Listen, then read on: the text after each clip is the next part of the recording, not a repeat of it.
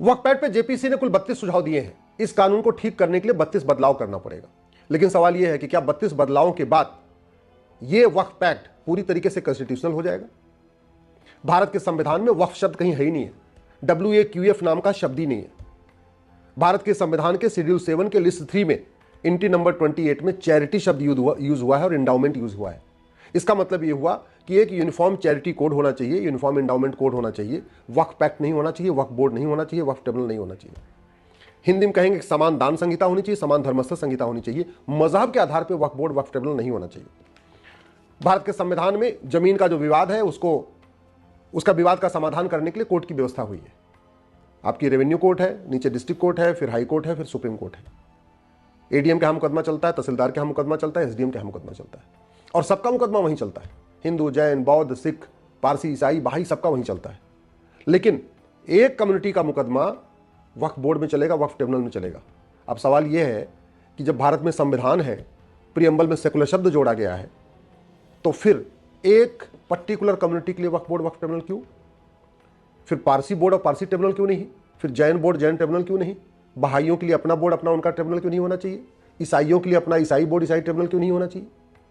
बाकी सबके लिए एक व्यवस्था और एक कम्युनिटी के लिए अलग व्यवस्था। मैं इस जेपीसी के सुझावों का स्वागत करता हूं। सरकार जो अमेंडमेंट ले आई उसका स्वागत करता हूं। सरकार ने जो प्रयास किया है उसका स्वागत करता हूं। लेकिन कुछ सवाल है कि इस देश में बहुविधान चलेगा या संविधान चलेगा? अगर जब संविधान चलेगा तो संविधान का अर्थ होता है एक समान विधान, सबके लिए समान विधान। अब अभी भी अगर ये सारे अल्पसंख्यकों के लिए एक होता तो भी समझ में आती बात कि भाई ठीक है, माइनॉरिटी को डिफाइन कर दिया जाता है और माइनॉरिटीज की अलग से व्यवस्था कर दी जाती। लेकिन मुस्लिम्स तो माइनॉरिटी में है लेकिन एक्चुअली नहीं होना चाहिए, तो फिर उनके लिए अलग से प्रावधान क्यों? दूसरा, आर्टिकल 14, 15, 16 का क्या होगा जो कहता है किसी से भेदभाव करना नहीं करना, कुछ नहीं करना। दूसरा, वक्फ एक्ट, वक्फ बोर्ड, वक्फ ट्रिब्यूनल सब एक कम्युनिटी के लिए है, और जो वक्फ बोर्ड के मेंबर होंगे, जो वक्फ ट्रिब्यूनल के मेंबर होंगे, उनका वेतन भत्ता, गाड़ी, बंगला, पेंशन, वो सब कुछ कहां से आएगा?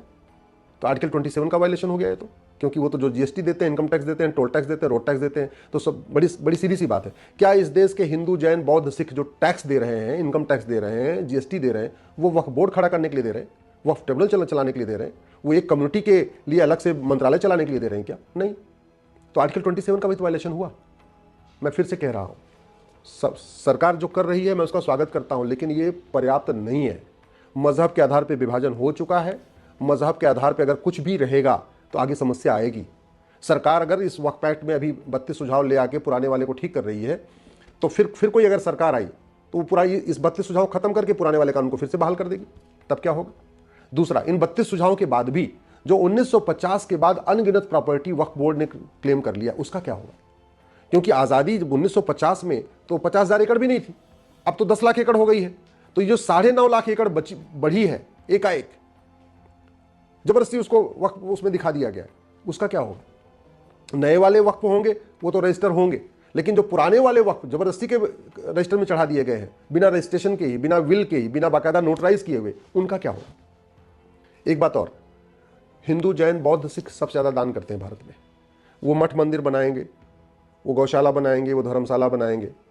आपस में अगर विवाद होगा फिर तो कोर्ट में चलेगा। लेकिन सवाल ये है, अगर कोई मुस्लिम आकर उस पर अपना क्लेम कर देगा तो वक्फ प्रॉपर्टी है, फिर उसका मुकदमा कहाँ जाएगा? उसका तो वक्फ ट्रिब्यूनल में चला जाएगा, वक्फ बोर्ड में चला जाएगा। इस पर भी क्लैरिटी की जरूरत है कि ये जब वक्फ बोर्ड बनेगा, वक्फ ट्रिब्यूनल बनेगा, तो ये केवल मुस्लिम्स का आपस का विवाद ठीक सुलझाएगा या गैर मुस्लिम के साथ अगर कोई विवाद होगा तो उसको भी सुलझाएगा? आखिर मान लीजिए अग्रवाल धर्मशाला बन रही है, जैन धर्मशाला बन रही है, या जैन मंदिर बन रहा है, या आपके बिरला मंदिर बन रहा है, ये हिंदू बहुत ज़्यादा मठ मंदिर बनाते रहते हैं, गौशाला धर्मशाला बनाते रहते हैं। उनकी विवाद पे अगर कोई आके क्लेम करेगा कि नहीं ये प्रॉपर्टी वक्फ की है, तो वो मुकदमा कहाँ जाएगा? मेरा ये मानना है कि ये जब काम हो रहा है तो इसको पूरी तरीके से कॉन्स्टिट्यूशनल कर दिया जाए। वक्फ बोर्ड, वक्फ ट्रिब्यूनल का नामो निशान मिटा देना चाहिए। वक्फ बोर्ड, वक्फ ट्रिब्यूनल की व्यवस्था चलेगी तो भले ये 32 सुझाव लागू हो जाएंगे, इसके बाद भी समस्या कुछ न कुछ बनी रहेगी। एक पैरेलल में अलग से व्यवस्था बनी रहेगी। और वैसे भी ये पूरी तरीके से जमीन का मुद्दा है, लैंड का मामला है। लैंड फंडामेंटल राइट नहीं है, लैंड रिलीजियस मामला नहीं है, लैंड शुद्ध रूप से सिविल राइट है। और लैंड का मुकदमा चलता है चकबंदी अधिकारी के यहाँ, लैंड का मुकदमा चलता है एसओसी के यहाँ, डीडीसी के यहाँ, लैंड का मुकदमा चलता है एसडीएम के यहाँ, डीएम के यहाँ, लैंड का मुकदमा चलता है चकबंदी कमिश्नर के यहाँ। ऐसा नहीं होना चाहिए कि बाकी भारत में इतने लोग रहते हैं, सबका मुकदमा तो चकबंदी अधिकारी के यहाँ चलेगा, चकबंदी कमिश्नर के यहाँ चलेगा, कलेक्टर के यहाँ चलेगा, कमिश्नर के यहाँ चलेगा, तहसीलदार के यहाँ चलेगा, लेकिन वहीं अगर किसी ने आके बोल दिया नहीं ये प्रॉपर्टी वक्फ की है तो फिर मुकदमा ट्रांसफर हो जाएगा। इसलिए अब जब इतने वर्षों के बाद इस पर काम हो रहा है तो अच्छा ये है एक यूनिफॉर्म चैरिटी कोड बनाया जाए, यूनिफॉर्म एंडाउमेंट कोड बनाया जाए, यूनिफॉर्म प्रॉपर्टी कोड बनाया जाए। कहने का मतलब एक देश एक विधान लागू किया जाए, अलग से रिलीजन के आधार पर इन चीज़ों को खत्म करना चाहिए। चाहे वक्फ बोर्ड हो, चाहे वक्फ ट्रिब्यूनल हो, चाहे मजहब के आधार पर जो कुछ नियम कानून चल रहा है, मजहब के आधार पर जो भी योजनाएं चल रही हैं, मजहब के आधार पर जितने भी बोर्ड हैं, मजहब के आधार पर जो भी ट्रिब्यूनल है, ये नहीं चलना चाहिए। ये विभाजन की एक फाउंडेशन तैयार कर रहा है। एक आदमी को अलग से प्रिविलेज देके, अलग से उसको विशेष दर्जा देके, वो हम कहते नहीं उसको वीआईपी बना दे रहे हैं। क्या मुस्लिम्स इस देश की वीआईपी हैं क्या? तो उनको अलग से प्रोटोकॉल चलेगा, अलग से उनके लिए कोर्ट चलेगी, अलग से उनकी व्यवस्था चलेगी, उनके लिए अलग से उनका सर्वेयर अलग होगा।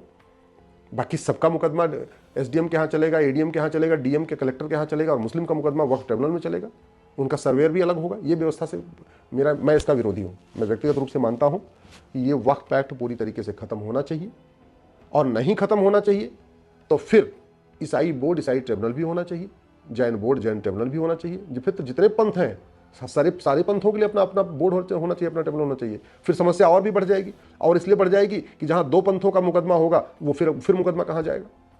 आज की डेट में आखिर ये समस्या बनी हुई है ना कि अमेंडमेंट के बाद अभी भी ये दिक्कत बनी हुई है कि अगर बिरला मंदिर जहां चल रहा है उस बिरला मंदिर में अगर कोई आके कहेगा ये वक्फ प्रॉपर्टी है तो मुकदमा कहां जाएगा। ये प्रॉपर्टी इस समस्या बनी हुई है।